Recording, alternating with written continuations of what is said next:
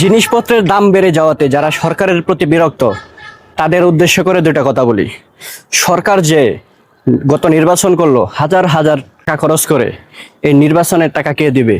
জনগণ দেবে অবশ্যই। প্রত্যেক ভোটারের পিছনে অন্তত 2,000 করে টাকা ভাঙছে সরকারে ভোট পাওয়ার জন্য। একটা সংস্থা থেকে জানা গেছে যে 1,500 কোটি টাকা খরচ করে এবারে নির্বাচন করছে সরকার। তো সরকার কি করবে? অবশ্যই তার টাকা আগে সে পরিশোধ করবে, তারপর জনগণের চিন্তা করবে। আর এই পরিশোধ করতে করতে মনে করেন জনগণের কাম সারা। তো আমাদের উচিত ছিল যে যোগ্য সরকার নির্বাচিত করা, কিন্তু আমরা এগুলো করি নাই। আমরা জনগণ সবচাইতে বড় কি বলবো প্লাস্টিক মার্কা জনগণ, বুঝছেন? আমরা সবচাইতে বড় অপরাধী হয়েছি আমরা নিজেরা, জনগণ। নিজের ভালো নিজেরা বুঝি না, দেশ চালাইতে পারতেছে না, সরকারের দোষ।